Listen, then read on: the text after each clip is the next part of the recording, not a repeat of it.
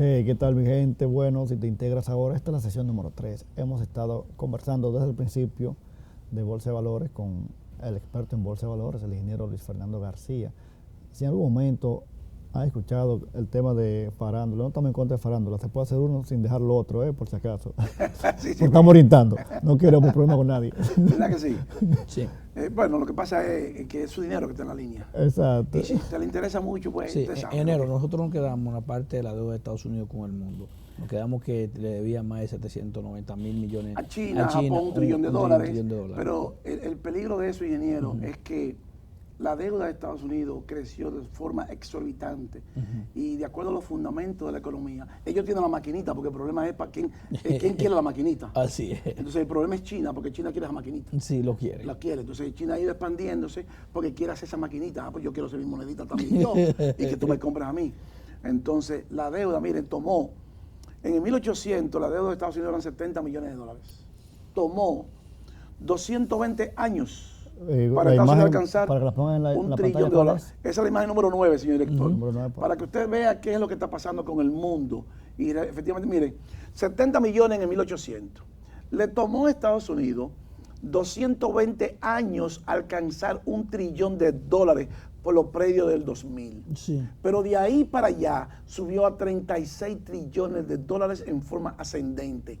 Esa deuda. Eso es insostenible. Y en 100 años llegó a 150 en millones. 220 años, un trillón. 220 años, un trillón. Y en 100 años 150. Exacto. Y ahora, de un día para otro, se mete prácticamente a 35, 36 trillones de dólares. Eso es una locura. Entonces, ¿qué es lo que está pasando con eso? Que basado en eso, el presidente entonces quiso dinamitar una fábula de que los países le tienen un arancel y que yo te voy a poner la mitad de lo que tú me tienes a mí. Esa es la número 10, señor director. Y se inventaron una fórmula, que es una fábula. Esa fórmula es, Estados Unidos tiene un déficit comercial, que es las exportaciones menos las importaciones con China. Imagen número 10. La imagen número 10, señor director. Y tiene 291 mil millones, mire, dividido entre los import from China, 433.8 billones desde China. Eso da un porcentaje, un déficit comercial en la balanza comercial de un 67%. De 67%. Ellos inventaron que China le había puesto un 67% a los productos de... Y lo vamos a igualar, y vamos a poner la mitad, 34%. A 34. Esa es la fórmula. Eso es un invento, eso es una fábula. Eso, en economía eso no está demostrado. Eso no existe. Entonces, esa fábula era para justificar los aranceles, porque el objetivo es China. Fíjese que ahora el PAU se le quita todos los aranceles a todo el mundo. Y dice, se lo dejo a China. Y se lo dejo a China, y se lo dejo a fulano y a Tuzano y Mengano. A tres nada más, porque el mercado le respondió con contundencia. Pero aparte de eso, ¿qué me llama mucho la atención? Mire, 10 trillones de dólares que se vencen en deuda y que la Reserva Federal también tiene casi 2.8 trillones de dólares en mortgage-backed securities. Número 11, señor. Ponga Esa es la número 11, señor director. Los mortgage-backed securities son aquellas hipotecas garantizadas, o sea, aquellos préstamos garantizados por hipotecas. Pero la Reserva Federal es que hace el dólar y es que le pone el precio. Ajá. Ellos que tienen la maquinita, Y tú ¿verdad? tienes entonces 2.8 trillones. Como garantía a la vivienda. Un préstamo. Entonces tú tienes 2.8 millones de dólares que lo usas Inmobiliario. para, en aspecto inmobiliario para tú prestarlo para adelante. Pues entonces tú tienes la deuda externa nuestra. Sí. Posiblemente sea tú que la compraste tú mismo. Pero tú haces la maquinita. Ellos tienen la maquinita. Y la bajan cuando Sí. quieren. Bajan la tasa de interés y la Sí. suben. Pero ese no es el problema, la maquinita. La número 12, señor director, es que esa maquinita, ellos tienen que buscar ahora casi 10 trillones de dólares para pagar la deuda que se vence ahora. Correcto. Imagen número 12. Entonces, esos 10 trillones de dólares, señor director, míralo ahí, US Debt Maturity, que se vencen, casi 10 trillones de dólares que se vencen. Entonces, ¿qué querían ellos? Financiarlo, depreciar el dólar para financiarlo a una menor tasa de interés. Pero eso no garantiza eso. Eso le está creando un problema al mundo porque se fue la bolsa, millones van para la calle, los productos son más caros, los ciudadanos vamos a tener que pagar más impuestos por nuestro producto, por nuestra canasta básica, porque la inflación sigue. O sea, eso fue una locura. Eso no garantizaba que usted iba a bajar o iba a depreciar el peso, el dólar, porque recuérdese que él le solicitó a a Jerome Powell que despreciara la moneda. Pero Jerome Powell no va a despreciar la moneda porque él quiere. Entonces dinamitó la bolsa para que el dólar colapsara. Cierto, colapsó el dólar, pero ¿de qué manera?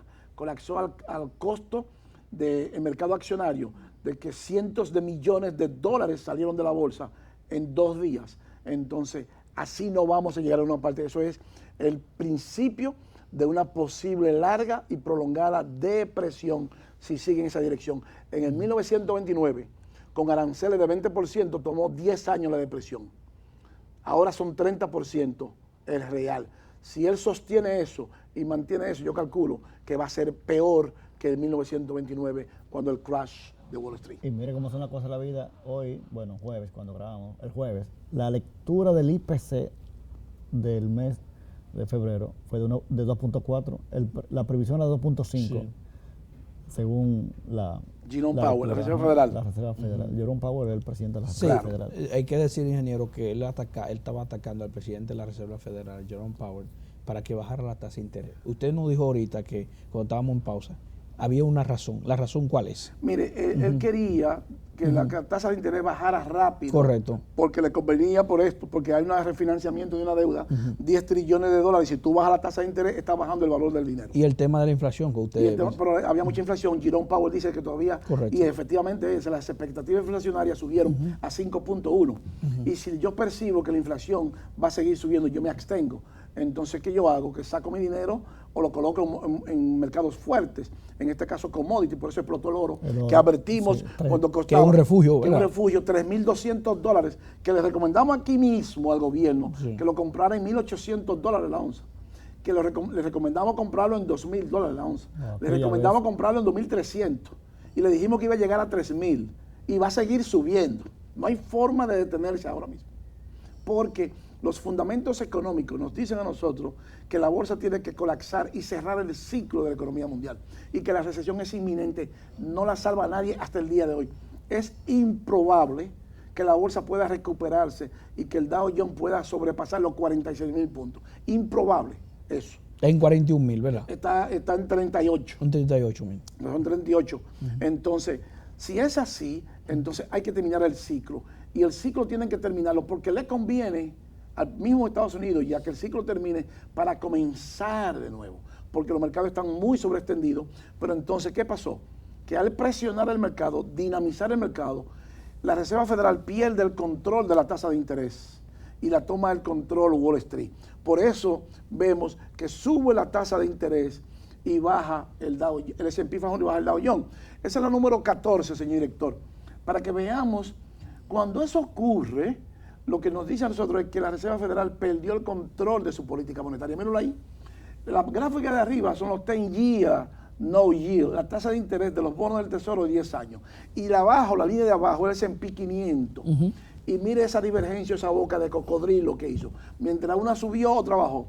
Pero eso es lo que nos dice a nosotros, es que el financiamiento será más caro ahora. Y si usted tiene un financiamiento más caro en su corporación, en su empresa, y a usted le baja la venta un 20, un 25%, ¿qué usted va a hacer con sus empleados? Buah, lo voy a despedir. Tiene que despedirlo, no hay otra. Entonces, a él perder el control, la Reserva Federal pierde la política monetaria de bajar la tasa o subir la tasa a él. Él tiene que entrar ahora al Open Market Operation, que es cuando él entra a comprar o a vender bonos, porque ya Wall Street tomó el control de la tasa.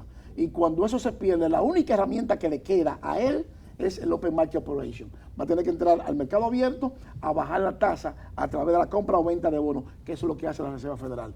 Por eso el presidente tuvo que pausar, porque el daño era demoledor. Si él seguía y mantenía esos aranceles de un 104%, yo le garantizo a usted que más del 30-40% de la fuerza laboral en la República Dominicana en el próximo año iba para la calle, van a perder su empleo si él sostenía eso. Eso es imposible. No se sostiene ninguna economía con aranceles, impuestos externos de un 30%, un 22%. Es insostenible, porque el salario no es elástico. Al no ser elástico, la bolsa responde ¿cómo? Vendiendo las acciones. Sacan su dinero y se fueron. ¿Para dónde se fueron? Para los bonos del Tesoro.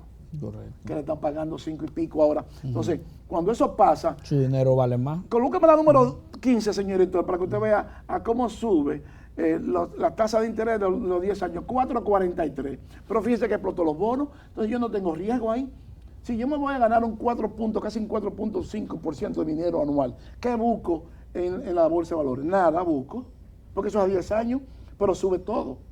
Entonces, a él dinamitar la bolsa, los profesionales sacaron su dinero de sus acciones y se fueron huyendo a los bonos del tesoro, a comprar esos bonos del tesoro. Entonces, si yo compro esos bonos del tesoro, se puede decir que es un columpio. Cuando sube la tasa de interés, baja el precio de los bonos. Pero ¿qué pasa? Que al final del financiamiento, si usted compró 10 millones de dólares y ahora ese bono no cuesta los 10 millones, sino que cuesta 9 millones, usted va a pagar 9 millones de dólares, pero le van a pagar 4.43. Cuando se venza ese bono, le van a dar sus 10 millones, porque usted lo compró en 900,000 o en 9 millones. Así es. ¿Me entendió? O sea, con un porcentaje por debajo, porque la tasa de interés tiene una correlación negativa con la dirección de los bonos, con el precio de los bonos. Y esa dinamitación, esa pura dinamita que le metió al mercado, la administración Trump hizo que pausara, porque los profesionales se fueron a refugio seguro, los bonos del tesoro, sin riesgo. Así es. Ingeniero, debemos recordar que usted había dicho que el oro iba a llegar A los 3.000 dólares, no, 3.200. Hace aproximadamente como 5 o 6 meses, ¿verdad, Nico? Que el Hace ingeniero más. había anunciado, Hace más. o a un No, año, hace más. el Sí, ingeniero hace un había poquitico dicho más. que- Mire, el oro hoy, estamos aquí viéndolo, que está muy simple, porque es bueno que el pueblo sepa. El gobierno tuviera 2.600 millones de dólares más en reserva internacional. Así es. Si hubiera hecho esa información, que se la dimos aquí gratis. Se la dimos gratis Y como un aporte al país. Y tiene una superintendencia de bolsa ahí. Sí, como un aporte al país, que yo no sé para qué funciona eso. Que tiene una superintendencia de valores Mire, ahí, la superintendencia Mire, de valores. el mercado oro de está. valores, sí. Sí, es bueno. Pues que está ahí para eso, ¿verdad? El oro subió de forma exorbitante en 3.200 dólares. Una locura. Entonces, y que el Banco Central no tenía que hacer nada. Nada más era coger un porcentaje de sus reservas internacionales y comprarse 2 millones de onzas cuando se las recomendamos. 2 millones de onzas a 2.000 dólares, por ejemplo. Eran 4.000 millones de dólares. Coger de los 14 que tenía, 4.000 y ponerlo en oro. Hoy tuviera un poquitico más. Tuviera casi 1.200 millones de dólares más en reserva. Y eso es muy simple. Y le vamos a dar el dato al gobierno y al país.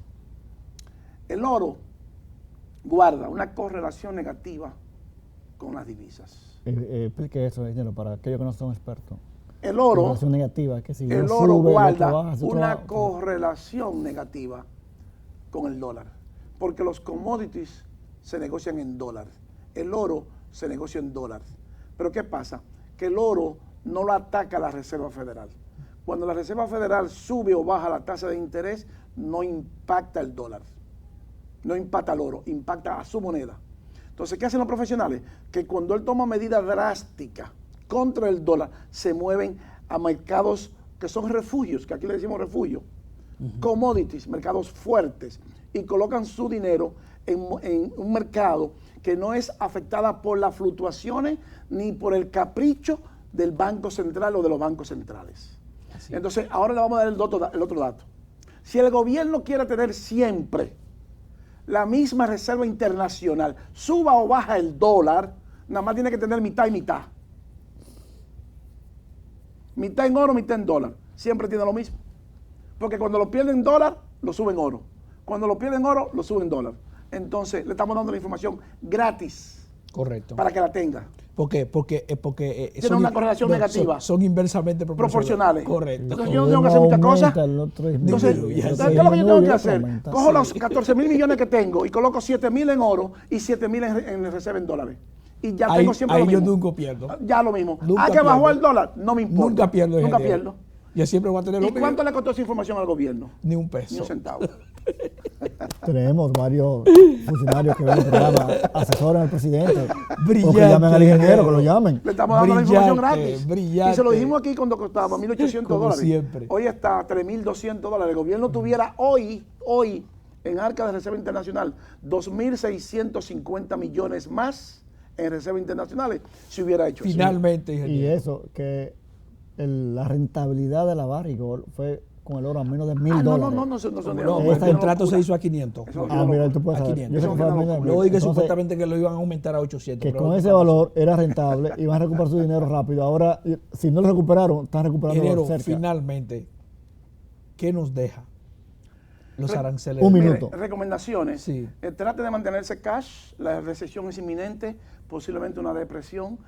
Si usted es empresario, usted es industrial, trate de buscar su cuenta por cobrarla rápido, porque baje los inventarios. Si lo tenía 90 días, baje los 30 días, porque lo que viene es demoledor. Viene posiblemente una recesión con características de depresión, y eso, millones de empleados irán para la calle, van a perder sus empleos. Entonces su empresa, usted va a perder un 20, un 25% de la demanda de su producto, y eso significa millones de dólares en pérdida, y usted va a tener que botar la mitad de sus empleados. Es decir, ahorrar y mantenerse cash. Entonces lo dejamos aquí. Nos vemos el próximo sábado cuando el reloj marque Las 8.